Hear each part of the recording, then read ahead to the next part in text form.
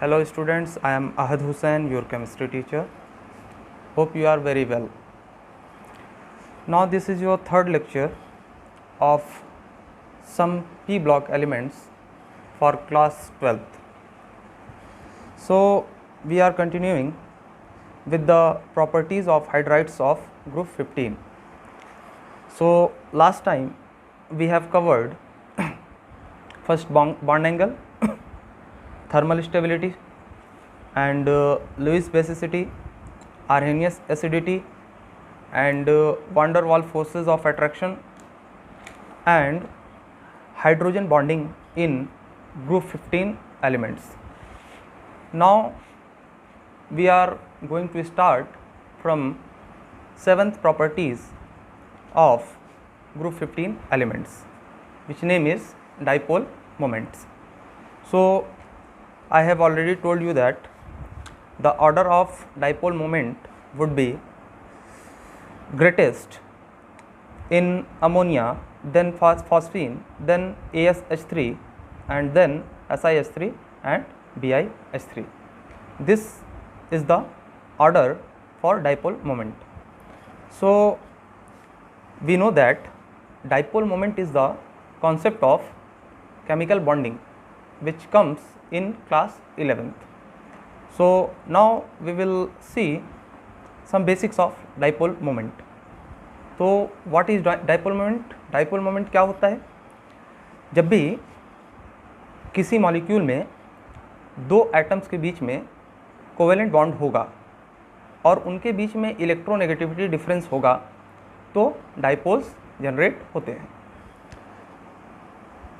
अगर हमें ये कहना हो कि डाइपोल मोमेंट से हम क्या जज कर सकते हैं, क्या निकाल सकते हैं, तो इससे हम लोग percentage of ionic character in covalent molecules, dipole moment का हम लोग का मेन उद्देश्य क्या होता है, हम लोग percentage of ionic character in covalent bond मतलब कोवेलेंट मॉलिक्यूल में हम लोग देखते हैं. और ये इस तरह का हमने एक कॉन्सेप्ट और पढ़ा था फैजान्स रूल. फैजान रूल में क्या होता है, हम लोग कोवेलेंट कैरेक्टर हम लोग देखते थे आयनिक बॉन्ड में. ओके, यहाँ पे क्या होता है, डाइपोल मोमेंट में हम लोग आयनिक कैरेक्टर या percentage of ionic character in covalent molecule या कंपाउंड में हम लोग देखते हैं. चलिए, सो ये अपने आप में ही एक काफ़ी बड़ा टॉपिक है. डाइपोल मोमेंट एक 11th में लगभग आधे घंटे 45 मिनट का ये टॉपिक होता है. अगर आप लोगों को इसमें दिक्कत होगी तो कमेंट में बता दीजिएगा कि सर डाइपोल मोमेंट हम लोगों को नहीं आता है. उस पर एक सेपरेट वीडियो मैं अलग से आधे घंटे का बना दूंगा. चलिए, डाइपोल मोमेंट क्या होता है, इसको हम लोग म्यू से डिनोट करते हैं. और ये डाउन द ग्रुप क्या होता है, डिक्रीज़ करता है. डाउन द ग्रुप डिक्रीज़ क्यों करता है, क्योंकि electronegativity down the group decrease करती है. इस वजह से डाइपोल मोमेंट भी डिक्रीज़ करता है. ज़रूरी नहीं है कि दो इलेक्ट्रोनेगेटिविटी डिफरेंस वाले एलिमेंट के बीच में हमेशा उस मॉलिक्यूल में डाइपोल मोमेंट जनरेट ही हो. ऐसा भी हो सकता है कि डाइपोल मोमेंट क्या होता है, कैंसिल आउट हो जाते हैं. डाइपोल कैंसिल आउट हो जाते हैं, नेट डाइपोल कभी कभी जीरो हो जाता है. जैसे BF3 एक मॉलिक्यूल होता है, BF3 एक मॉलिक्यूल होता है जिसको मैं यहाँ पे बना के आपको दिखा दे रहा हूँ. यहाँ पे बोरॉन आएगा, fluorine, fluorine and fluorine. Dipole moment क्या होता है, लेस इलेक्ट्रोनेगेटिव एलिमेंट से मोर इलेक्ट्रोनेगेटिव एलिमेंट की तरफ होता है. ऐसा कुछ होता है, ठीक है ना. ये बोरॉन क्या है, लेस इलेक्ट्रोनेगेटिव एलिमेंट है, और फ्लोरीन क्या है, मोर इलेक्ट्रोनेगेटिव एलिमेंट है. सो यहाँ पे ऐसा कुछ डायरेक्शन इसका होगा. ओके, अब हम ये देखते हैं कि सिमेट्री पाई जाती है इस मॉलिक्यूल में, ठीक है ना. ये नेट डाइपोल कैंसिल होकर के ये जो म्यू है इसकी वैल्यू क्या हो जाती है, जीरो इसमें. तो इलेक्ट्रोनेगेटिविटी डिफरेंस होने के बावजूद भी क्या होता है, क्या हो सकता है, नेट डाइपोल मोमेंट जो होगा जीरो हो सकता है. चलिए, हम लोग बात करेंगे आगे किस चीज़ पे डाइपोल मोमेंट डिपेंड करता है. Dipole moment is equal to क्या होता है, charge into distance between the charge. So अगर हम यहाँ पे देखें तो यहाँ पे इलेक्ट्रोनेगेटिविटी डिफरेंस की वजह से बोरॉन पे पार्शियल पॉजिटिव चार्ज आएगा और फ्लोरीन पे पार्शियल नेगेटिव चार्ज आएगा. कोवेलेंट कंपाउंड है ये, इसमें ऐसा होता है. सो यहाँ पे इलेक्ट्रोनेगेटिविटी डिफरेंस दिख रहा है और यहाँ पे डाइपोल जनरेट होता है, ठीक है। लेकिन नेट डाइपोल जब तीनों एटम का जो कंबाइंड है बोरॉन के साथ देखते हैं तो ये एक दूसरे को कैंसिल कर देते हैं यहाँ पे, ओके।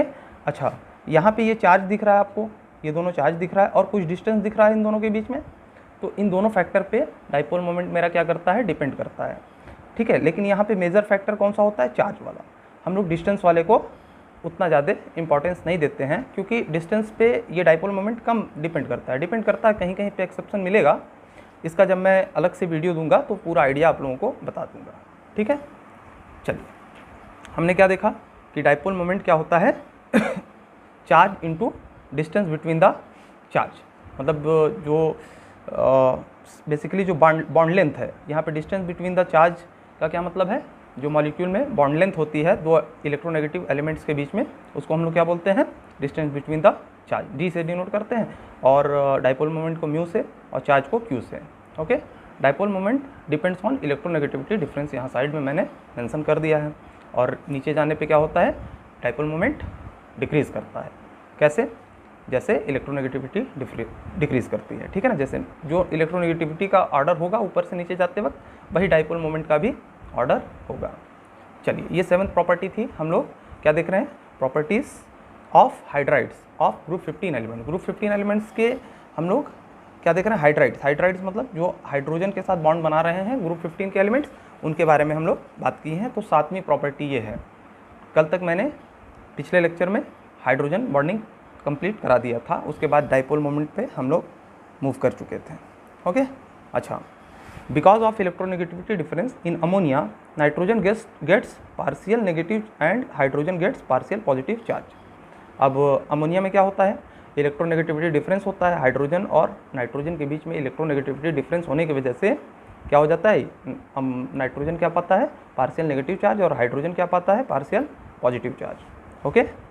और डाइपोल मोमेंट गेट्स जनरेटेड, और यहाँ पे क्या हो जाता है, डाइपोल मोमेंट जनरेट हो जाता है, ठीक है ना, जिसका डायरेक्शन किधर से किधर रहेगा, लेस इलेक्ट्रोनेगेटिव एलिमेंट से मोर इलेक्ट्रोनेगेटिव एलिमेंट्स की तरफ, ठीक है ना। उसको दिखाने का भी मैंने एरो पे तरीका बताया है आप लोगों को, और इसका लेक्चर अगर आप लोगों को समस्या हो तो कमेंट बॉक्स में ज़रूर लिखिएगा, मैं बना दूंगा।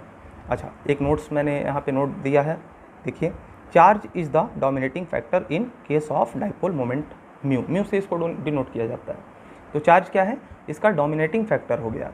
And we know down the group electronegativity decreases and separation between charge increases.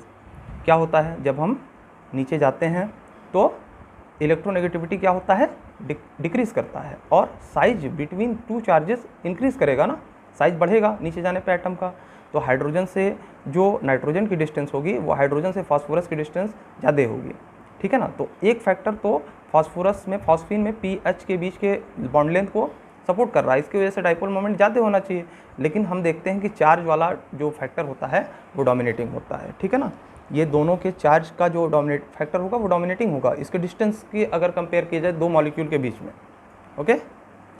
चलिए, बस आप लोगों को इतना याद करना है कि डाइपोल मोमेंट डिक्रीज करता है नीचे जाने पे, अमोनिया का सबसे ज़्यादा, फॉस्फीन का उससे कम, इसका ASH3 का उससे कम, SiH3 का उससे कम, और BiH3 का सबसे कम। इसमें यही बात इम्पॉर्टेंट है। चलिए, रिड्यूसिंग कैपेसिटी क्या होती है, जैसे तो हम लोग जानते हैं रिड्यूसिंग कैपेसिटी के बारे में, एक टर्म आता है रिडक्शन और एक होता है ऑक्सीडेशन।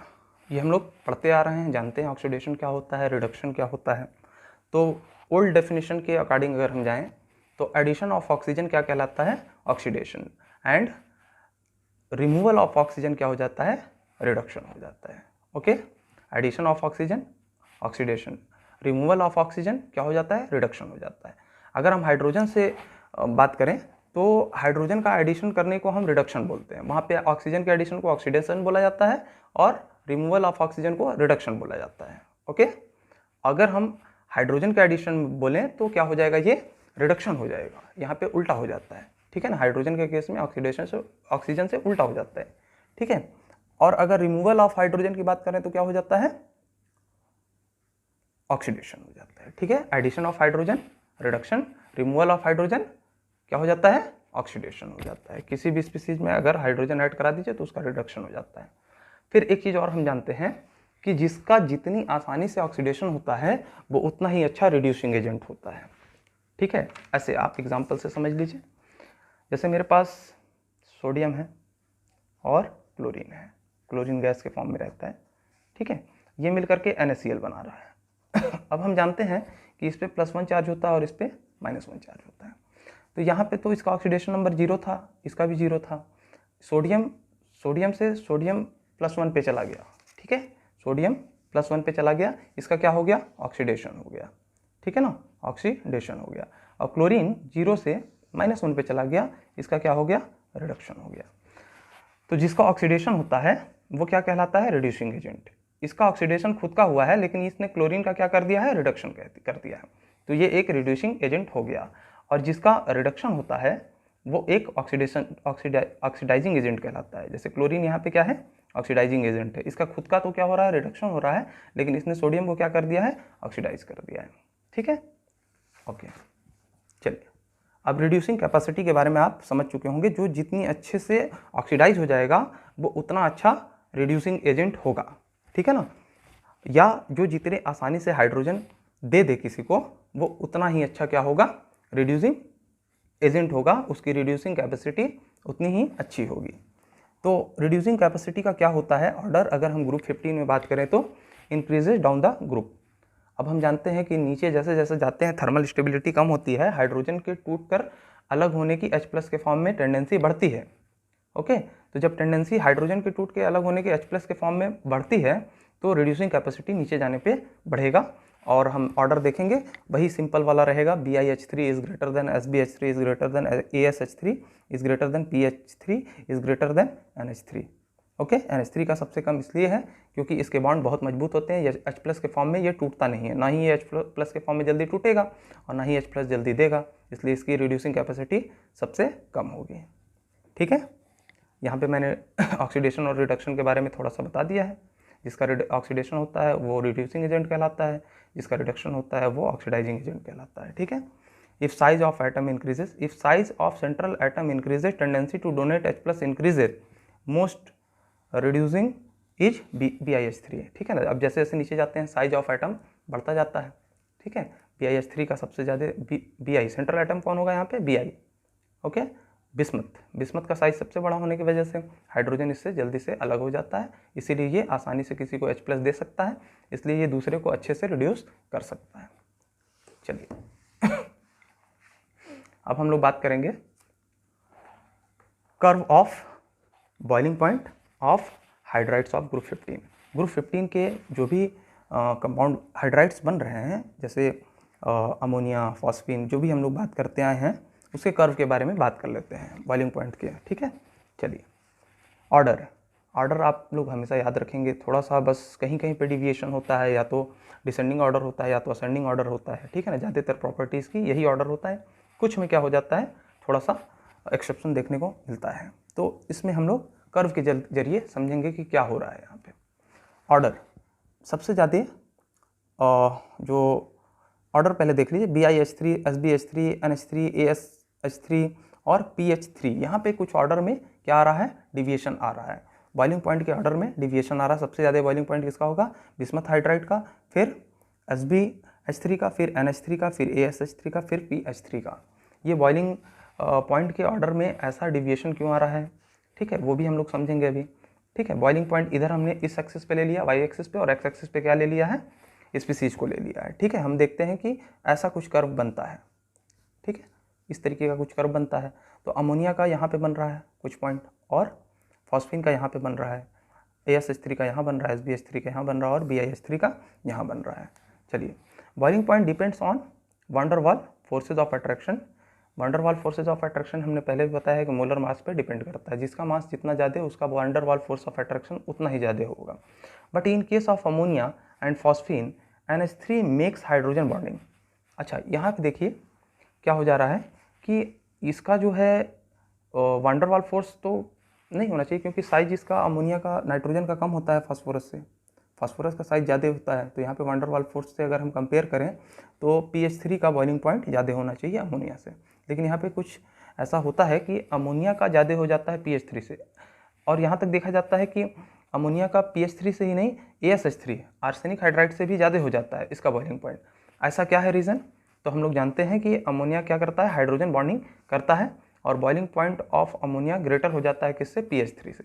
यहाँ पे देखिए, ठीक है, यहाँ पे पॉइंट कुछ आपको क्या हो रहा है, यहाँ पे दिख रहा है, सिर्फ अमोनिया से कौन जाते हैं, SbH3 और BiH3। इन दोनों अमोनिया और SbH3 में अगर हम कंपेयर करेंगे तो SbH3 विन हो जाता है, इसका वंडर वाल फोर्स डोमिनेटिंग हो जाता है। लेकिन अमोनिया और ASH3 और PH3 में अगर हम कंपेयर करेंगे तो इन दोनों का वंडर वाल फोर्स इसके हाइड्रोजन बॉन्डिंग को क्या नहीं कर पाता है, ओवरकम नहीं कर पाता, जिसकी वजह से इसका हाइड्रोजन बॉन्डिंग की वजह से इसका बॉइलिंग पॉइंट ज़्यादा होता है। ओके चलिए, हाइड्रोजन बॉन्डिंग हमने पहले भी समझाया है क्या होता है।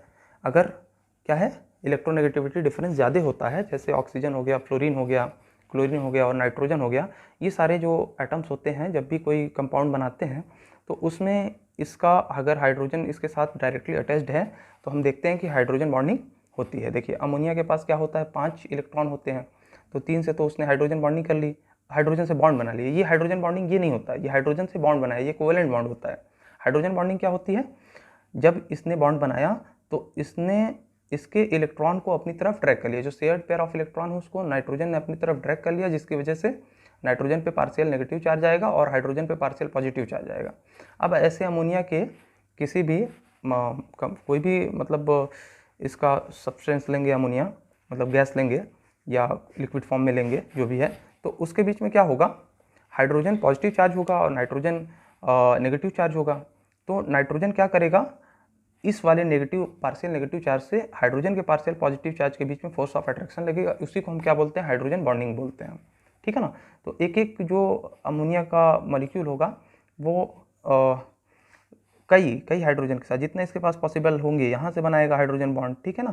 फिर हाइड्रोजन से अगला ये नाइट्रोजन जुड़ा होगा, फिर इस हाइड्रोजन से अगला नाइट्रोजन जुड़ा होगा। ऐसे ही हाइड्रोजन बॉन्डिंग में एक दूसरे से एक तरीके से ये जो थोड़ा सा ग्रेटर फोर्स होता है। हाइड्रोजन बॉन्डिंग क्या होता है, वंडर वाल फोर्स से अगर कंपेयर करें तो थोड़ा सा ग्रेटर ही होता है। चलिए ठीक है ना, ये समझने के लिए है, ये मतलब ऑर्डर अभी आपने देखा ही है कैसा होता है, समझ लीजिए इस चीज़ को। नहीं होगा तो फिर इस पर भी मतलब ये है कि केमिकल बॉन्डिंग जिसने अच्छे से पढ़ी है उसको ये सारी बातें बहुत अच्छे से समझ में आती होंगी। Hydrogen bonding only seen in case of more electronegative elements like fluorine, oxygen, nitrogen. इस तरह के एलिमेंट्स के साथ क्या होता है, हाइड्रोजन बॉन्डिंग देखने को मिलता है। चलिए अब आ जाते हैं अपने मेल्टिंग पॉइंट पे। कर्व जो हम देखेंगे अब किसका देखेंगे, मेल्टिंग पॉइंट का। बॉइलिंग पॉइंट किस पे डिपेंड करता है, वंडर वाल फोर्सेज ऑफ अट्रैक्शन पे या हाइड्रोजन बॉन्डिंग पे डिपेंड करता है। कई फैक्टर हैं उसके, हम लोग इसको 11th में पढ़ते हैं केमिकल बॉन्डिंग में। चलिए melting point curve for group 15 hydrides. Group 15 के जितने भी हाइड्राइड्स बनते हैं एलिमेंट्स के, उनका हम लोग अब कर्व देखेंगे किसके बेसिस पे, मेल्टिंग पॉइंट के। ठीक है ना। चलिए एक्स एक्सिस पे क्या ले लिया हमने, मेल्टिंग पॉइंट, मतलब मेल्टिंग पॉइंट इधर बढ़ रहा है। ठीक है ना, स्पीसीज का यहाँ पे नाम लिख दिए हैं। ठीक है, तो हम देखते हैं कि अमोनिया का जो मेल्टिंग पॉइंट होता है वो इस बार लेस हो गया है SbH3 से। ठीक है, बॉइलिंग पॉइंट में क्या था, अमोनिया लेस था, यहाँ पे क्या है, बॉइलिंग पॉइंट क्या है, मेल्टिंग पॉइंट क्या है, ग्रेटर हो गया। ठीक है ना, SbH3 से क्या था, लेस था मेल्टिंग पॉइंट, लेकिन बॉइलिंग पॉइंट क्या हो गया। देखिए मेल्टिंग पॉइंट और भी चीज़ों पे डिपेंड करता है, बॉइलिंग पॉइंट और भी चीज़ों पे डिपेंड करता है। मेल्टिंग पॉइंट किस पे और डिपेंड करता है, एक तरीके से कितना अच्छा इसका स्ट्रक्चर बन रहा है। ठीक है ना। हाँ चलिए ऑर्डर देख लीजिए क्या है, BiH3 is greater than NH3 is greater than SbH3 is greater than ASH3 is greater than PH3। ये ऑर्डर है, इसी चीज़ को आपको मेन ध्यान में रखना है। ठीक है, ये ऑर्डर आप लोगों को ध्यान में होना चाहिए, बाकी चीज़ें आप लोग आइडिया लगा लेंगे। ठीक है, देख लीजिए ऐसा कुछ है। In case of ammonia hydrogen bonding and lattice packing, देखिए लैटिस पैकिंग पे डिपेंड करता है। मेल्टिंग पॉइंट किस पे डिपेंड करता है, लैटिस पैकिंग, कितनी अच्छी कितनी एफिशिएंट पैकिंग हो रही है इस पे डिपेंड करता है। इज हाई, अमोनिया केस में हाइड्रोजन बॉन्डिंग और लैटिस पैकिंग क्या है, हाई हो जाता है। In phosphine PH3 bonding becomes weaker due to mismatch of size. PH3 के केस में इतना अच्छा लैटिस पैकिंग नहीं हो पाता है, जिसकी वजह से क्या है, PH3 का यहाँ भी देखेंगे हम मेल्टिंग पॉइंट क्या है, कम हो जा रहा है। ठीक है ना, बस थोड़ा सा बॉइलिंग पॉइंट और मेल्टिंग पॉइंट के कर्व में थोड़ा सा फर्क है, ऑर्डर आप लोग बस याद रखेंगे। ठीक है, चलिए डाउन द ग्रुप वंडर वाल फोर्सेज ऑफ अट्रैक्शन इंक्रीजेज, दस मेल्टिंग पॉइंट आल्सो इंक्रीजेज। देखिए मेल्टिंग पॉइंट इंक्रीज तो कर रहा है लेकिन थोड़ा सा डिविएशन देखने को मिल जा रहा है। Melting point depends on packing efficiency and van der वाल फोर्स ऑफ अट्रैक्शन। जो मेल्टिंग पॉइंट होता है वो दोनों पे डिपेंड कर रहा है, वान डेर वाल फोर्स पे और पैकिंग एफिशिएंसी पे। बॉइलिंग पॉइंट का हम लोग कभी भी पैकिंग एफिशिएंसी नहीं देखते, हाँ हाइड्रोजन बॉन्डिंग देखते हैं। ऑर्डर आप लोग ध्यान में रखेंगे अपने, ठीक। जिसको कर्व समझ में आ रहा है अच्छी बात है, नहीं अगर आ रहा है तो आप लोग क्या चीज़ याद रखेंगे, ऑर्डर। अब हम लोग देखते हैं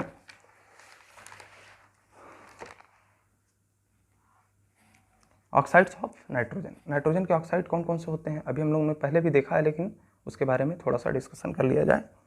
ऑक्साइड्स कौन कौन से बनाते हैं nitrogen, N2O, NO, N2O3 and NO2, N2O4, N2O5, इस तरह के क्या बनाते हैं, ऑक्साइड्स बनाते हैं नाइट्रोजन। अच्छा, N2O का नेचर कैसा है, न्यूट्रल होता है, ठीक है ना, ये न्यूट्रल होता है, ना ही एसिडिक होता है ना ही बेसिक होता है। N2O क्या होता है, न्यूट्रल होता है, और इसी को हम लोग क्या बोलते हैं, लाफिंग गैस भी बोलते हैं। इसका कलर कैसा होता है, ये कलरलेस होता है। स्टेट कैसी होती है N2O की, अपने रूम टेम्परेचर या नॉर्मल टेम्परेचर पे ये कैसा होता है, गैसियस स्टेट में होता है। नाइट्रोजन जो मोनोऑक्साइड है, नाइट्रोजन मोनोऑक्साइड, ये भी क्या है, न्यूट्रल है, ठीक है, न्यूट्रल है, और इसका भी कलरलेस होता है, ये भी गैसियस होता है। हम लोग देखते हैं कि ज़्यादातर जो लोअर मोलर मास वाले जो भी कंपाउंड बनते हैं, जैसे हम लोग अगर ऑर्गेनिक में बात करेंगे तो methane, ethane, propane, butane, pentane, hexane, ये सब जो लोअर एटॉमिक मतलब लोअर मोलर मास वाले जो भी कंपाउंड होते हैं वो ज़्यादातर गैसियस फॉर्म में होते हैं। उससे हायर वाले लिक्विड में होंगे, उस ज़्यादा हायर वाले क्या होते हैं, सॉलिड में होते हैं। तो जरूरी नहीं है कि सॉलिड सिर्फ इसी फैक्टर पर डिपेंड करता है, कई फैक्टर्स पे डिपेंड करते हैं। लिक्विड और सॉलिड होना बहुत से फैक्टर इसके बीच में डिपेंड करता है। जैसे दो टेंडेंसी होती है, एक म्यूचुअल अट्रैक्शन होता है और एक स्केपिंग टेंडेंसी होती है। अगर म्यूचुअल अट्रैक्शन स्केपिंग टेंडेंसी से ज़्यादा हो गया तो क्या होगा, सॉलिड फॉर्म एग्जिस्ट करेगा। म्यूचुअल अट्रैक्शन अगर स्केपिंग टेंडेंसी के लगभग इक्वल हो गया तो लिक्विड फॉर्म में एग्जिस्ट करता है वो कंपाउंड। अगर म्यूचुअल अट्रैक्शन जो है लेस देन स्केपिंग टेंडेंसी से, मतलब स्केपिंग टेंडेंसी ज़्यादा हो गई म्यूचुअल अट्रैक्शन से, तो क्या होगा, गैसियस फॉर्म एग्जिस्ट करेगा, ठीक है। चलिए, ये भी केमिकल बॉन्डिंग से रिलेटेड है। केमिकल बॉन्डिंग एक तरीके से इनऑर्गेनिक की बेस है। जिसको केमिकल बॉन्डिंग अच्छे से समझ में आ गई उसको कहीं भी किसी भी इनऑर्गेनिक के पार्ट में पढ़ने में दिक्कत नहीं होगी। आइए N2O3 की बात करें तो ये एसिडिक होता है। अच्छा, N2O3 एसिडिक होता है, अगर इसको हम वाटर से रिएक्ट करा दें तो HNO3 नाइट्रिक एसिड बना लेता है, जिसका कलर क्या होता है, ब्लू होता है। और ये किस फॉर्म में रहता है, लिक्विड स्टेट में रहता है, ओके। NO2 क्या है, ये भी एसिडिक है और ये भी वाटर के साथ रिएक्ट करके HNO2, इसको नाइट्रस एसिड बोलते हैं। देखिए, HNO3 को नाइट्रिक एसिड बोलते हैं और HNO2 को नाइट्रस एसिड बोलते हैं। नाइट्रिक एसिड जो ये वाला कंपाउंड है वो ब्लू कलर का होगा और ये वाला कंपाउंड कैसा होगा, येलोइश ब्राउन होगा। अच्छा, नाइट्रिक एसिड जो होता है ये कंपाउंड N2O3 ये लिक्विड फॉर्म में होगा और NO2 क्या होगा, ये गैसियस फॉर्म में होगा। Blue and yellowish brown colour आप लोग ध्यान में रख सकते हैं, ठीक है। चलिए, N2O4 कैसा होता है, ये भी एसिडिक होता है। इसको वाटर से रिएक्ट करा देंगे तो ये भी क्या बनाएगा, HNO3 बनाएगा और ये कलरलेस होता है। कौन, N2O4 क्या होता है, कलरलेस होता है, ये भी गैसियस फॉर्म में एग्जिस्ट करता है। N2O5 कैसा होता है, एसिडिक होता है, एसिडिक होता है, ठीक है। एसिडिक होने का मतलब क्या है, ठीक है, हम लोग देखे थे कि लुईस एसिडिटी और लुईस बेसिसिटी क्या होती है। जो आसानी से लोन पेयर को क्या करता है, डोनेट करता है, जितनी आसानी से लोन पेयर डोनेट करता है वो उतना ही अच्छा क्या होता है, बेस होता है, ठीक है। या लोन पेयर को जितना आसानी से ले ले वो क्या होता है, उतना ही अच्छा एसिड होता है, ठीक है ना। एसिडिटी इसकी कब आती है, ठीक है, जब इसको पानी में हम लोग डालते हैं। देखिए, इसके पास तो कोई हाइड्रोजन नहीं है, यहाँ पे आर्हेनियस का केस आएगा। लुईस का केस कब होता है, जब लोन पेयर हो। अगर इस कंपाउंड को हम बनाएंगे तो लोन पेयर सबके पास हो, ये जरूरी नहीं है, ठीक है ना। देखिए, N2O5 है, कुछ ऐसा स्ट्रक्चर होगा, स्ट्रक्चर भी दिखाई दे रहा है। ये नाइट्रोजन है, ये दूसरा नाइट्रोजन है, ठीक है। इसके पास ऑक्सीजन, ठीक, ऑक्सीजन 5 ऑक्सीजन है, तो यहाँ पे ऑक्सीजन, ठीक है। अच्छा, यहाँ पे ऑक्सीजन, यहाँ पे ऑक्सीजन, कितने ऑक्सीजन हो गए, 5 ऑक्सीजन हो गया, ठीक है। इस तरीके का कुछ होता है स्ट्रक्चर। अब यहाँ पे नाइट्रोजन सिर्फ एक ही बॉन्ड बना रहा है, ये ऐसा क्यों है, 1 2 3 और ये 4 बॉन्ड बना रहा है। ऐसा इसलिए होता है क्योंकि यहाँ पे क्या हो जाता है, कोऑर्डिनेट बॉन्ड बनता है। ये सारे तो कोवेलेंट बॉन्ड हैं और एक एक साइड क्या है, ये कोऑर्डिनेट बॉन्ड है। जब अभी मैं इसका स्ट्रक्चर पूरा बना करके आगे दिखाऊंगा सही से कैसे बनता है। चलिए, एसिडिक हो गया, N2O5 एसिडिक कब होगा, जब इसको पानी में डाल दिया जाएगा तो HNO3 बना लेगा। अब HNO3 क्या कर सकता है, H+ डोनेट कर सकता है। और N2O5 कैसा होता है, कलरलेस होता है और लिक्विड स्टेट में रहता है।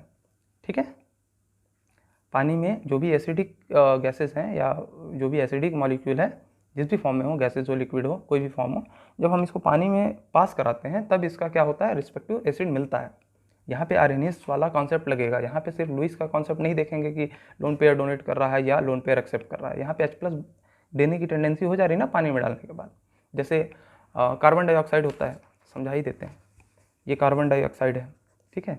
इसको हम जब पानी में डालते हैं तो क्या बनाता है, H2CO3, इस तरह का कुछ कंपाउंड बनाता है। इसको कार्बोनिक एसिड बोला जाता है। ठीक है, कार्बन डाइऑक्साइड को पानी में डालने से कार्बोनिक एसिड, जैसे कोका कोला वगैरह में देखे होंगे, ठीक है, तो ये क्या बना लिया, कार्बोनिक एसिड बना लिया। ये एसिड क्यों कहलाता है, क्योंकि यहाँ पे हाइड्रोजन जो है इसमें से H+ के फॉर्म में अब निकल सकता है। आर्हेनियस एसिड हुआ यहाँ पे। ओके, चलिए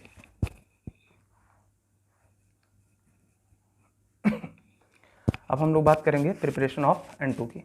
नाइट्रोजन की प्रिपरेशन कैसे की जाती है, ठीक है। अच्छा, NaNO2 जिसको हम लोग क्या बोलते हैं, सोडियम नाइट्राइट, क्या बोलते हैं, सोडियम नाइट्राइट। अच्छा, इसकी रिएक्शन हम किससे कर दें, अमोनियम क्लोराइड से कर दें। अमोनियम क्लोराइड से अगर हम सोडियम नाइट्राइट की रिएक्शन करा देंगे तो हमको क्या बनेगा, क्या बन जाएगा, अमोनियम नाइट्राइट बन जाएगा। ठीक है ना, इसको हीट करना पड़ता है। हीट का जरूरी नहीं कि सारे जगह आपको टेम्परेचर मेंशन हो कि 500 पे होगा, 700 पे होगा, ठीक है ना। ये डेल्टा का मतलब क्या होता है, हीट हम दे रहे हैं इसको। सोडियम नाइट्राइट को अमोनियम क्लोराइड से रिएक्ट कराने पे हमको अमोनियम नाइट्राइट मिलता है। ठीक है, अगर इसको हम फर्दर हीट और कर दें तो क्या मिल जाएगा हमको, नाइट्रोजन गैस और H2O मिल जाएगा। नाइट्रोजन गैस ही हमारा क्या था, हमारा उद्देश्य था बनाने का। हम लोग प्रिपरेशन ऑफ N2 देख रहे हैं, उसमें नाइट्रोजन हम लोगों को मिल गया। किस कैसे मिलेगा, ये प्रोसेस है।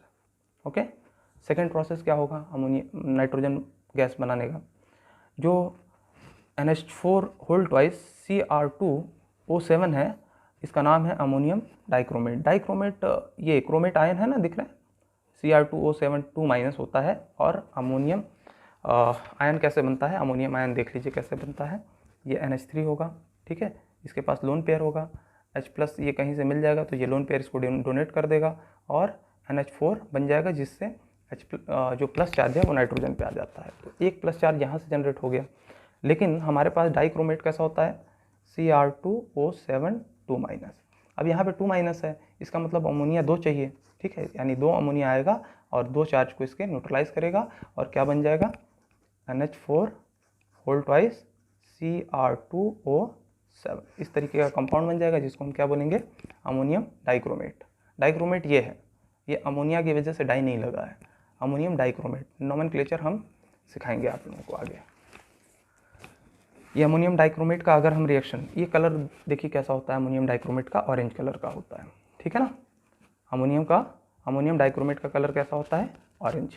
इसको जब हम हीट करते हैं तो क्या निकल जाता है, जब भी हम हीट करेंगे तो मैक्सिमम पॉसिबल वाटर मॉलिक्यूल क्या होंगे, निकल जाएंगे। तो कितने पॉसिबल इसमें बन रहे हैं, देखिए यहाँ पे 7 ऑक्सीजन है और 4 8 आपके हाइड्रोजन है। तो कितने वाटर बन सकते हैं, 4 ना, 8 ही हाइड्रोजन है। वैसे तो अगर ऑक्सीजन से देखा जाए तो 7 ऑक्सीजन है तो 7 वाटर मॉलिक्यूल बनना चाहिए, लेकिन हाइड्रोजन कम है ना, हाइड्रोजन यहाँ पे लिमिटिंग हो गया ना एक तरीके से। तो 8 हाइड्रोजन है तो 4 ही वाटर मॉलिक्यूल बन सकते हैं। तो मैक्सिमम वाटर मॉलिक्यूल को हीट करने पे अमोनियम डाइक्रोमेट से निकाल दीजिए, ठीक है। अच्छा, साथ ही क्या मिलेगा, नाइट्रोजन गैस मिलेगी और प्लस Cr2O3 मिलता है, जिसको हम क्रोमियम 3 ऑक्साइड बोलते हैं। ये एक तरीके से रोमन डिजिट में ये नंबरिंग की जाती है। इसको हम लोग कोऑर्डिनेशन कंपाउंड जब पढ़ेंगे 12th में ही आप लोगों के, तो आगे आप लोगों को ये सब नॉमेनक्लेचर अच्छे से समझ में आ जाएगा। इसका कलर कैसा होता है, क्रोमियम 3 ऑक्साइड का ग्रीन कलर का होता है। हम लोगों ने 2 प्रोसेस देखा, एक नाइट्रोजन बनाने के लिए हम लोग सोडियम नाइट्राइट को किसके साथ रिएक्ट करा देते हैं, अमोनियम क्लोराइड के साथ, जिससे हम लोग को अमोनियम नाइट्राइट मिल जाता है, जिसको फर्दर हीट करने पे हमको क्या मिलता है, नाइट्रोजन गैस मिलती है। और ये वाटर का, ये H2O का मतलब वेपर फेज में हमको मॉलिक्यूल मिल जाता है, ठीक है। दूसरा क्या देखा हमने, अमोनियम डाइक्रोमेट को अगर हम हीट कर दें, अमोनियम डाइक्रोमेट को अगर हीट कर देंगे जिसका कलर ऑरेंज होता है, तो मैक्सिमम वाटर मॉलिक्यूल निकाल देंगे। ये लिखना नहीं है रिएक्शन में, बस ये समझने के लिए मैंने यहाँ पे लिख दिया है, ठीक है। यहाँ पे हीट का सिंबल है और वाटर मॉलिक्यूल निकलेगा, नाइट्रोजन निकलेगा और क्रोमियम 3 ऑक्साइड निकलेगा। बैलेंसिंग वगैरह जो कंसर्न होगा आप लोगों का, अगर आती होगी तो ठीक है, नहीं तो बैलेंसिंग तो मैं आप लोगों को बहुत अच्छे से समझाऊंगा अलग से। जो जिस भी चीज़ में आप लोगों को समस्या हो आप लोग राइट करें कि ये टॉपिक हमारे लिए बना दीजिए, मैं उस पर एक अलग से वीडियो ज़रूर बना दूंगा। अब ये हमारा क्या है, barium azide. Barium azide, azide क्यों है इसका नाम, देखिए एक होता है N3-, ठीक है ना, और एक होता है N3-। इस वाले को हम अजाइड बोलते हैं, अजाइड आयन, इसको याद रखिएगा, अजाइड आयन इसको बोला जाता है। ओके, चलिए बेरियम अजाइड, एक N3- पे एक माइनस का चार्ज होगा। बेरियम पे हम जानते हैं +2 ऑक्सीडेशन स्टेट होता है, यानी कि 2 हमको अजाइड आयन की ज़रूरत पड़ेगी, ठीक है। तो बेरियम अजाइड ऐसे बनता है, इसके बनाने का भी तरीका अलग है। चलिए बेरियम अजाइड हमारे पास है और उसको हमने अगर हीट कर दिया तो बेरियम मिल जाएगा और नाइट्रोजन गैस मिल जाएगी, ठीक है। Note, hydrazoic acid is a strong reducing agent, N3H gives H+ ion easily. इसका क्या मतलब है, ये जो अजाइड आयन हमको मिल रहा है ये हाइड्राजोइक एसिड N3H, अच्छा H पे प्लस होता है, N3 पे माइनस होता है, हम जानते हैं। तो इसी को कंबाइन वे में हम क्या बोलते हैं, हाइड्राजोइक एसिड बोलते हैं। तो हाइड्राजोइक एसिड क्या होता है, H+ आसानी से दे देता है, ठीक है ना। इसलिए क्या है, जब आसानी से हाइड्रोजन H+ आयन दे रहा है ये, तो जिसको दे रहा है वो रिड्यूस हो जाएगा। तो ये अच्छा क्या हुआ, रिड्यूसिंग एजेंट हो गया, बहुत स्ट्रॉन्ग रिड्यूसिंग एजेंट होता है ये, बहुत अच्छे से H+ दे देता है। अच्छा ये देखिए, प्योर नाइट्रोजन के लिए इस रिड्यूसिंग का यूज करते हैं, मतलब अगर हमको प्योर नाइट्रोजन गैस चाहिए, अभी हम लोग क्या देख रहे हैं यहाँ पे हम लोग को वाटर के मॉलिक्यूल जो है नाइट्रोजन गैस के साथ मिक्सचर मिल रहा है, यहाँ पे भी नाइट्रोजन का वाटर मॉलिक्यूल के साथ मिक्सचर मिल रहा है। लेकिन जब हम लोग अजाइड, ये हाइड्राजोइक एसिड का यूज कर रहे हैं यहाँ पे, और बेरियम जो अजाइड है इसको हम हीट कर रहे हैं तो बेरियम मिल रहा है, ये तो मान लीजिए सॉलिड फॉर्म में रहेगा और नाइट्रोजन गैस फॉर्म में अलग हो जाएगी, तो ये हमको क्या मिल जाएगा, प्योर क्या मिल जाएगा, नाइट्रोजन गैस मिल जाएगी। तो प्योर गैस के, नाइट्रोजन गैस के लिए अगर कभी भी बोल दे कि रिएक्शन कौन सी होगी तो आप लोग इसको ध्यान रखिए, ठीक है। प्योर नाइट्रोजन के लिए इस रिएक्शन का यूज करते हैं। और azide ion comes from hydrazoic acid, कहाँ से आता है, हाइड्राजोइक एसिड से। जब H+ डोनेट करके N3- के फॉर्म में आता है तो हम लोग को अजाइड आयन मिल जाता है। ये एक्स्ट्रा में हमने चीज़ें आपके लिए लिख दी है। चलिए अब आ जाते हैं रिएक्शन ऑफ नाइट्रोजन। अब रिएक्शन कैसे होती है, हम लोग प्रॉपर्टीज़ तो देख लिए, अब रिएक्शंस वगैरह देख लिया जाए कैसे होता है। हम लोग प्रिपरेशन भी देख लिए नाइट्रोजन का, ठीक है। ग्रुप 15 का हमने क्या देख लिया है, प्रॉपर्टीज़ देख लिया, उसके बाद हम लोगों ने प्रिपरेशन ऑफ नाइट्रोजन देख ली। अब क्या है, रिएक्शन देखेंगे कि नाइट्रोजन जो है हमारे पास उसका रिएक्शन कैसे होता है। एक होता है हैबर प्रोसेस, पहला रिएक्शन क्या है, हैबर प्रोसेस, इसका नाम है हैबर प्रोसेस, ठीक है। नाइट्रोजन गैस को अगर हम हाइड्रोजन के साथ रिएक्ट कर देते हैं तो अमोनिया मिलता है, ये सभी लोग जानते होंगे। यहाँ पे हमने टेम्परेचर भी मेंशन किया है 700 डिग्री केल्विन पे, मतलब केल्विन क्या है, ये टेम्परेचर हमको हमेशा केमिस्ट्री में कहीं भी यूज करना है तो केल्विन के ही फॉर्म में यूज करना है, ठीक है। सेल्सियस, डिग्री सेल्सियस में नहीं यूज करना है, हम लोग को केल्विन में यूज करना है। अच्छा, नाइट्रोजन का रिएक्शन अगर हम हाइड्रोजन से करेंगे तो अमोनिया मिलेगा, ठीक है। अच्छा, हाई प्रेशर रखना है 700, देखिए टेम्परेचर भी हाई है और प्रेशर भी हाई है, ठीक है। और यहाँ पे क्या मिल जाएगा हमको, अमोनिया मिल जाएगा। ये क्या होता है, अमोनिया बेसिक इन नेचर होता है, ये एसिडिक नहीं होता है। सभी का सभी अगर हाइड्रोजन जुड़ा हुआ है तो ज़रूरी नहीं है कि वो एसिडिक हो, बेसिक होता है। क्यों बेसिक है, क्योंकि हमने बताया है कि नाइट्रोजन के पास क्या होगा, लोन पेयर होगा, और इसकी टेंडेंसी होती है लोन पेयर को आसानी से दे देने का। इसके लोन पेयर ज़्यादा डिफ्यूज़ नहीं होते हैं, साइज छोटा होता है, यहाँ पे लोन पेयर मिलने की टेंडेंसी इसके नीचे वाले जो भी कंपाउंड होते हैं फॉस्फीन वगैरह उससे ज़्यादा होती है, ये बेसिक होता है, ठीक है। टू आइडेंटिफाई अमोनिया, इसकी रिएक्शन हम लोग CuSO4 क्या है, ये कॉपर सल्फेट से कराते हैं, ठीक है। अगर हमको ये डिटेक्ट करना है कि अमोनिया ही है, हमने जो फॉर्मेशन किया वो अमोनिया का ही है, तो हम लोग क्या कराते हैं, इसको पास कर देते हैं एक्वस। एक्वस क्या मतलब है, पानी, ठीक है ना। पानी से पानी में क्या है, CuSO4 के साथ रिएक्ट करा देते हैं, हमें क्या मिल जाता है, CuNH3 2+। यहाँ पे कुछ कोऑर्डिनेशन कंपाउंड टाइप का मिल रहा है, ठीक है। इसके कंसर्न अभी नहीं है क्योंकि कोऑर्डिनेशन कंपाउंड हम लोग को बहुत अच्छे से पढ़ना है आगे। इसको हम लोग बस जल्दी जल्दी कवर करेंगे, जितनी ज़रूरत की चीज़ें हैं उतना ध्यान में रखिए, बहुत परेशान होने की ज़रूरत नहीं है।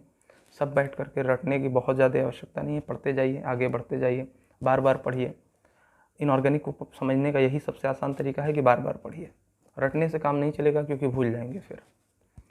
इसका क्या नाम है, CuNH3 होल 4 2+, इसको बोलते हैं देखिए कोऑर्डिनेशन स्फीयर, यहीं पे बता दे रहे हैं, इसको कोऑर्डिनेशन स्फीयर बोला जाता है। और 2+ के आगे अगर यहाँ पे Cl- भी होता तो 2 Cl- यहाँ पे लग जाते हैं, या Br-, जो भी कंपाउंड माइनस वाला होगा यहाँ बाहर से लग सकता है, ठीक है। इसको बोलते हैं हम लोग कोऑर्डिनेशन स्फीयर, और जो अलग से आता है उसको आयनाइजेशन स्फीयर बोलते हैं। कोऑर्डिनेशन स्फीयर में हमारे पास ये जो अमोनिया दिख रहा है ये क्या है, लिगेंड की तरह काम करता है, ठीक है ना, लिगेंड की तरह काम करता है। हम लोग कॉपर की जानते हैं वैलेंसी 2 होती है, और यहाँ पे +2 दिख भी रहा है। यहाँ ये प्राइमरी वैलेंसी और सेकेंडरी वैलेंसी का कुछ कॉन्सेप्ट होता है, वो हम लोग देखेंगे कि यहाँ पे ये अपने मतलब एक तरीके से ये लिगेंड का काम कर रहा है, यहाँ पे कोई चार्ज न्यूट्रलाइज नहीं कर रहा है इसका, ठीक है ना।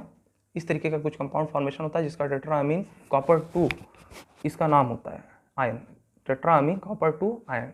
देखिए 4 अमीन है, अमोनिया के लिए अमीन हम यूज करते हैं यहाँ पे, ठीक है। ये सारे के सारे टर्म्स हम लोग कोऑर्डिनेशन कंपाउंड जब चैप्टर पढ़ेंगे तो उसमें हम लोग डिस्कशन करेंगे अच्छे से। टेट्राअमीन कॉपर 2 आयन इसका नाम होता है, जिसका कलर डीप ब्लू होता है, डीप ब्लू, ठीक है। डिटेक्ट कैसे करेंगे अमोनिया को, हम लोग इसको एक्वस CuSO4 से पास करा देंगे, जिससे एक कंपाउंड बन जाता है CuNH3 होल 4 2+, जिसका नाम होता है टेट्राअमीन कॉपर 2 आयन, जिसका कलर डीप ब्लू होता है। तो डीप ब्लू से हम लोग को आइडिया मिल जाता है कि ये कौन सा कंपाउंड है, अमोनिया है, ओके। चलिए सेकंड रिएक्शन देखते हैं। फर्स्ट रिएक्शन हम लोग ने देख लिया, हाइबर प्रोसेस। नाइट्रोजन का रिएक्शन किससे करा देंगे हम लोग, हाइड्रोजन से, और हम लोगों को क्या मिल जाएगा, अमोनिया मिल जाएगा। अब सेकंड रिएक्शन पे बात करते हैं। नाइट्रोजन का रिएक्शन हम लोग ऑक्सीजन से कराएंगे और इसको हीट कर देंगे, तो हमको क्या मिलेगा, नाइट्रोजन ऑक्साइड मिल जाएगा। नाइट्रोजन के रिएक्शन के बारे में बात चल रही है। नाइट्रोजन को हमने हाइड्रोजन से रिएक्ट कराया, अमोनिया मिला। नाइट्रोजन को ऑक्सीजन से रिएक्ट करा देंगे तो नाइट्रोजन का नाइट्रिक ऑक्साइड मिल जाएगा। नाइट्रिक ऑक्साइड ये कहाँ पे लगता है सफिक्स, जिसका ऑक्सीडेशन नंबर ज़्यादा होता है। अगर ऑक्सीडेशन नंबर का कॉन्सेप्ट भी आप लोगों को दिक्कत है तो मैं उसका भी बेसिक लेक्चर बनाऊंगा। जिस कॉन्सेप्ट में आप लोगों को दिक्कत होगी उसका मैं बेसिक लेक्चर अलग से ज़रूर बनाऊंगा, चाहे 15 मिनट, 20 मिनट, आधे घंटे, इस तरीके का छोटा छोटा लेक्चर मैं बना दूंगा, ठीक है। नाइट्रोजन ऑक्सीजन से रिएक्ट करके नाइट्रिक ऑक्साइड देता है, जो पैरामैग्नेटिक इन नेचर होता है। पैरामैग्नेटिक और डायमैग्नेटिक का भी कॉन्सेप्ट अपना है। इसमें हम लोग देखते हैं कि अनपेयर्ड इलेक्ट्रॉन तो नहीं बच गए, अगर अनपेयर्ड इलेक्ट्रॉन है तो वो पैरामैग्नेटिक हो जाता है, और अगर अनपेयर्ड इलेक्ट्रॉन नहीं है तो डायमैग्नेटिक हो जाता है। इसका भी कॉन्सेप्ट और भी है, कुछ बहुत सारी बातें हैं जिसको सारी चीज़ें यहाँ पे बताई नहीं जा सकती है। चलिए, paramagnetic means having unpaired electron, ठीक है। चलिए क्या हो गया रिएक्शन, नाइट्रोजन ऑक्सीजन के साथ रिएक्ट करके नाइट्रिक ऑक्साइड देता है। नेक्स्ट अब हम लोग बात करेंगे ये तो नाइट्रोजन के हम लोग रिएक्शन देख लिए। अब हम लोग देखेंगे प्रिपरेशन ऑफ अमोनिया। पहला, कैसे प्रिपेयर करेंगे अगर अमोनिया, जैसे अमोनिया क्या है, एक इंडस्ट्रियल लेवल पे बहुत बड़ी बात है। अमोनिया जिस देश में ज़्यादा मैन्युफैक्चर होता है उसकी इकोनॉमी भी अच्छी होती है। चलिए अमोनिया को हम कैसे प्रिपेयर करेंगे। अमोनिया का यूज, जैसे आप लोग यूरिया वगैरह जानते होंगे, NH2CO NH2, ये फार्मूला होता है यूरिया का। यूरिया वगैरह बनाने में इसका बहुत ज़्यादा यूज होता है, और भी बहुत सारे काम है जिसको अमोनिया से हम लोग यूज में लेते हैं। तो जिस कंट्री के पास अमोनिया का प्रोडक्शन जितना ज़्यादा होता है उसकी इकोनॉमी उतनी अच्छी होती है। NH2CO NH2 ये हमारा यूरिया का फार्मूला हो गया।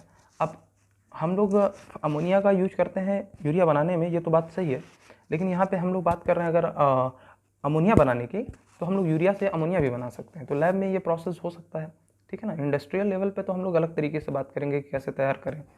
लैब में ये प्रोसेस अगर हम कराएं तो यूरिया को अगर हम पानी के साथ रिएक्ट करा दें तो क्या मिल जाएगा हमको, अमोनियम कार्बोनेट मिल जाएगा। कार्बोनेट क्या होता है, CO3 को हम लोग क्या बोलते हैं, कार्बोनेट आयन बोलते हैं। ये सब आयन धीरे धीरे आप लोग दिमाग में बैठाते जाइए, ठीक है।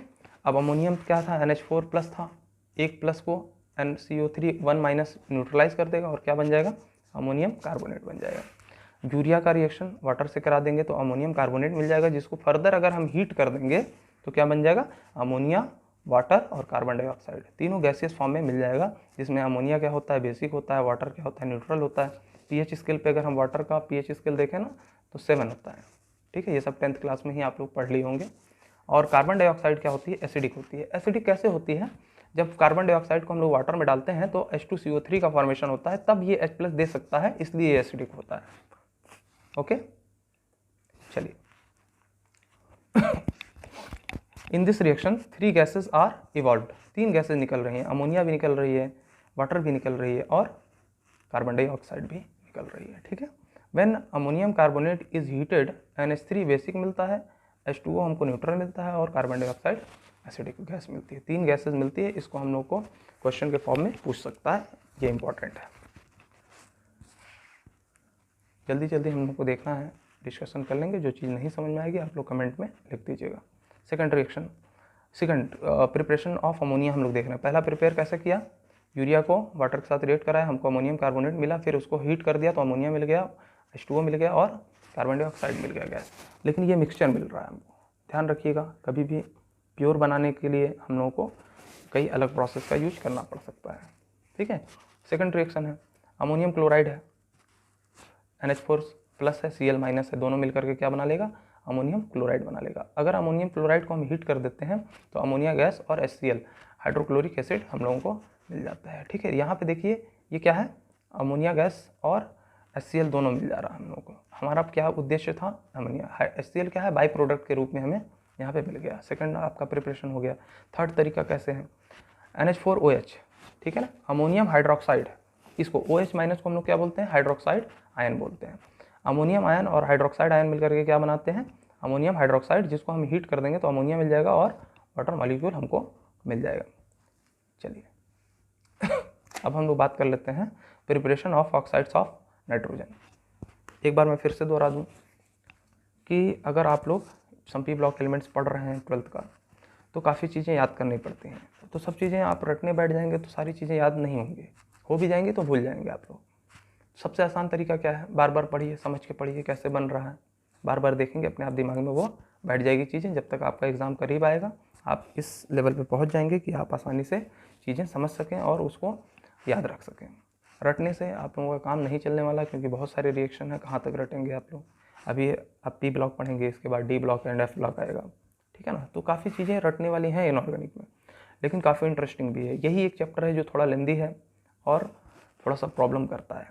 बहुत आसान भी है, लेकिन ये क्या है कि बहुत ज़्यादा इसमें रिएक्शंस वगैरह होती हैं, इसलिए थोड़ी सी समस्या बच्चों को आ जाती है। आप लोग थोड़ा धैर्य रखिए, आपकी ज़रूरत के हिसाब से ही क्वेश्चन बनते हैं।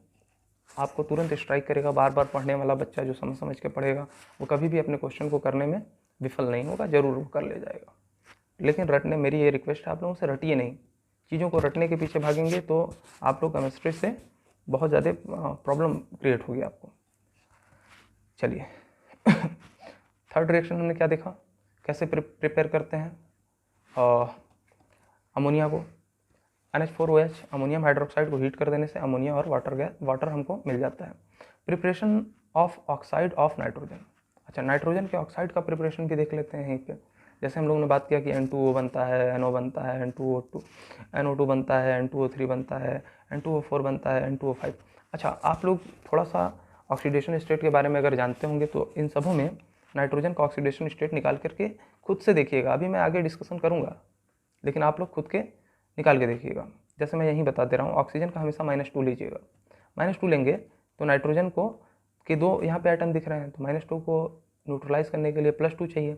+2 कब आएगा, जब एक नाइट्रोजन पे 1 होगा तो 2 नाइट्रोजन पे 1 + 1 2 हो जाएगा, और इसका मतलब ऑक्सीडेशन स्टेट क्या हो गई, नाइट्रोजन की +1 हो गई। यहाँ पे क्या होता है, ऐसे ही आप लोग सबके सोच करके खुद से निकालने की कोशिश करेंगे। चलिए, प्रिपरेशन ऑफ N2O। अब ये सारी गैसेस को, सारे मतलब जो भी कंपाउंड है, इसको हम लोग देखना है कि कैसे प्रिपेयर होता है। तो सबसे पहले N2O की बात करते हैं। N2O को हम प्रिपेयर करने के लिए अमोनियम नाइट्राइड का यूज करते हैं। अमोनियम नाइट्राइड आप समझ चुके होंगे। अब नाइट्राइड क्या होता है, NO3-, ओके, ये होता है हमारा नाइट्राइड। अमोनियम नाइट्राइड को अगर हम हीट कर देंगे तो क्या मिलेगा, वाटर और N2O मिल जाएगा। N2O हमारा क्या था, मेन उद्देश्य था, ये बाई प्रोडक्ट के रूप में वाटर हमको मिल जाता है। N2O को हम क्या बोलते हैं, लाफिंग गैस बोलते हैं। ये कैसा होता है, न्यूट्रल होता है और कलरलेस होता है। ना ही ये एसिडिक होता है, ना ही बेसिक होता है। ये क्या होता है, pH स्केल पे इसका भी वैल्यू कितना आएगा, 7, ठीक है। चलिए, तो ये लाफिंग गैस कैसे प्रिपेयर करते हैं, N2O को हम लोग अमोनियम नाइट्राइड को हीट करने से water molecule plus laughing gas हम लोगों को मिल जाती है। अच्छा, सेकंड गैस कौन सी है, अभी हम लोगों ने N2O देखा। चलिए, N2O का एक और मेथड है बनाने का। अगर हम लोग नाइट्रिक एसिड HNO3, याद रखिएगा HNO3 जो होता है नाइट्रिक एसिड होता है, HNO2 जो होता है वो नाइट्रस एसिड होता है। नाइट्रिक एसिड में ऑक्सीडेशन स्टेट नाइट्रोजन का +5 होता है और नाइट्रस एसिड में नाइट्रोजन का ऑक्सीडेशन स्टेट +3 होता है। +3 होने की वजह से नाइट्रस, +5 होने की वजह से नाइट्रिक। हायर ऑक्सीडेशन की वजह से इक लगता है सफिक्स और लोअर ऑक्सीडेशन में अस लगता है। ठीक है। अच्छा, HNO3 नाइट्रिक एसिड अगर हम आयरन या जिंक के साथ इसको रिएक्ट करा दें तो क्या मिल जाएगा, N2O लाफिंग गैस हमको यहाँ भी मिल जाएगी प्योर फॉर्म में। प्रिपरेशन ऑफ नाइट्रोजन ऑक्साइड, देखिए सेकंड क्या है, नाइट्रोजन ऑक्साइड। इसमें देखिए नाइट्रोजन, ये लाफिंग गैस था, नाइट्रोजन ऑक्साइड, फिर nitrogen dioxide, nitrogen dinitrogen trioxide, dinitrogen tetroxide, dinitrogen pentoxide, ये सारे जो ऑक्सीजन के साथ ये कंपाउंड बनाते हैं, इन सारों की हम लोग प्रिपरेशन देख रहे थे। तो N2O की हम लोग जो जिसको हम लोग लाफिंग गैस बोलते हैं उसका हम लोगों ने देख लिया है प्रिपरेशन। अब हम लोग क्या देख रहे हैं कि NO को कैसे प्रिपेयर किया जाए। NO की पहले प्रॉपर्टी थोड़ा सा देख लीजिए क्या होता है। कलरलेस गैस होता है, न्यूट्रल होता है, ये भी वो भी क्या था, कलरलेस और न्यूट्रल। देखिए N2O लाफिंग गैस क्या था, कलरलेस था और न्यूट्रल था। नाइट्रोजन मोनोऑक्साइड भी क्या होगा, कलरलेस और न्यूट्रल होगा। अच्छा चलिए, N2O3 कैसा होता है, ब्लू सॉलिड होता है। अब N2O3 क्या होगा, ब्लू सॉलिड होगा। आप लोगों को पॉलीमराइजेशन का केस वगैरह अगर मालूम हो तो ठीक है, यहाँ पे अभी डिस्कशन करने लायक नहीं। चलिए, N2O3 ब्लू सॉलिड होता है, ठीक है, और एसिडिक होता है। NO क्या था, न्यूट्रल, N2O क्या था, न्यूट्रल, कलरलेस दोनों थे। यहाँ पे क्या है, वो दोनों गैस थे और ये क्या है, N2O3 क्या है, सॉलिड है। इसका कलर कैसा होता है, ब्लू, और कैसा होता है नेचर इसका, एसिडिक होता है।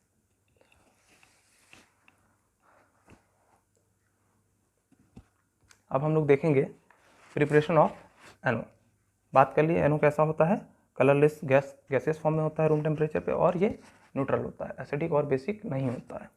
अच्छा, अगर हम लोग कोई सा भी मेटल ले लें, सिल्वर है ना, मरकरी, कॉपर, लेड, इसकी डाइल्यूट HNO3 यानी नाइट्रिक एसिड, डाइल्यूट और कंसनट्रेटेड समझते होंगे। कंसनट्रेटेड का मतलब एसिड की मात्रा ज़्यादा होना, डाइल्यूट का मतलब एसिड की मात्रा कम होना। डाइल्यूट HNO3 अगर ले लेंगे किसी भी मेटल के साथ, इन सारे में से कोई भी मेटल ले लें, अगर रिएक्ट करा देंगे तो हमको NO गैस मिल जाएगा, जिसका क्या होता है नेचर, कलरलेस होता है और गैसियस फॉर्म में ये हमको मिलता है। सेकंड क्या है प्रिपरेशन का तरीका, सेकंड हम लोग अगर सोडियम नाइट्राइट क्या था, NO2 माइनस, यहाँ पे Na प्लस है तो ये NO2 माइनस होना पड़ेगा, ठीक है। NO3 माइनस जो होता है वो नाइट्रेट होता है, NO2 माइनस क्या होता है, नाइट्राइट होता है। ओके, चलिए NaNO2 को, जिसको हम लोग सोडियम नाइट्राइट बोलते हैं, अगर हम फेरस सल्फेट, आयरन सल्फेट से अगर हम लोग फेरस सल्फेट जिसको बोलते हैं रिएक्ट करा दें H2SO4 मतलब जो एसिड है उसके प्रेजेंस में, तो हम लोग को नाइट्रोजन मोनोऑक्साइड गैस मिल जाएगी और बाई प्रोडक्ट के रूप में ये सारे कंपाउंड मिल जाएंगे।